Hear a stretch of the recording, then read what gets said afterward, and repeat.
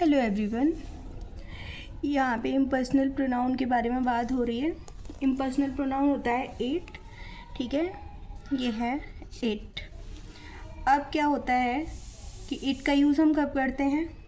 जब हमें पता हो कि यहाँ पे हमें डायरेक्ट रेफरेंस नहीं दिया हुआ है, हमें डायरेक्ट कोई भी, ना ही हमें डायरेक्ट किसी सब्जेक्ट का पता है, ना ही हमें ये पता है कि इसके बारे में क्या बात हो रही है, तब हम इनडायरेक्ट रेफरेंस के लिए आईटी इट का यूज़ करते हैं, ठीक है।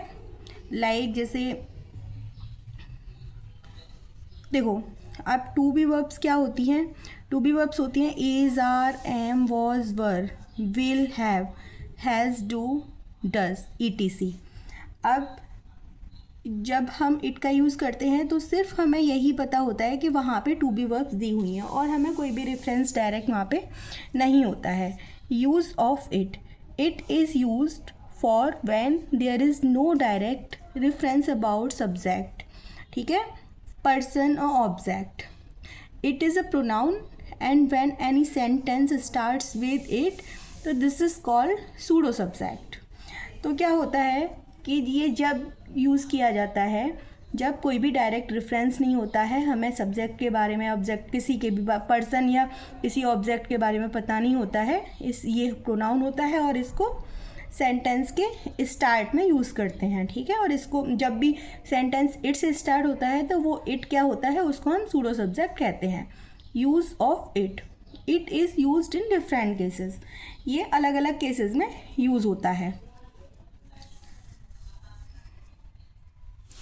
फॉर टाइम यानी कि समय के लिए यूज़ होता है। It is 10:30 bye my watch, 10:30 बजे हुए हैं मेरी घड़ी में। अब बाय माई वॉच यानी कि ये रिस्ट वॉच की बात हो रही है, ठीक है, मेरी घड़ी में 10:30 बजे हैं। और आप ये भी बोल सकते हैं माई वॉच सेज 10:30, ठीक है। तो अगर हम टाइम के लिए इट का यूज़ करते हैं तो इस तरह से कुछ हम बनाएंगे, ठीक है।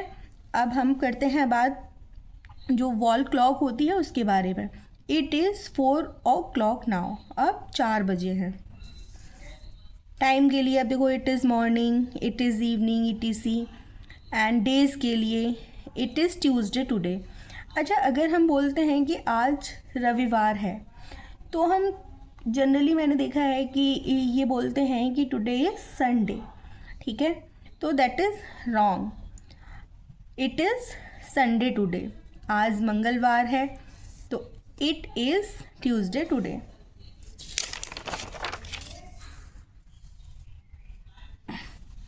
आप देखो, ऑफ्टन पीपल से today is Tuesday, but that is wrong, it is Tuesday today.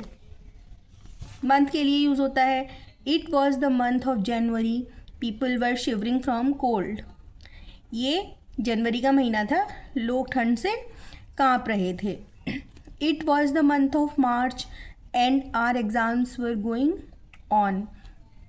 तो ये कब, किसका महीना था? मार्च का महीना था और हमारे एग्ज़ाम्स चल रहे थे, परीक्षाएं चल रही थी, ठीक है।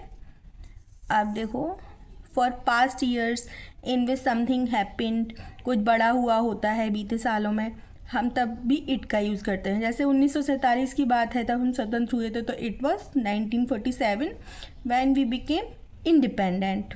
वेदर कंडीशन, जैसे घर के बाहर अंधेरा था, it was dark outside the house. Weather condition के लिए it was dark outside the house.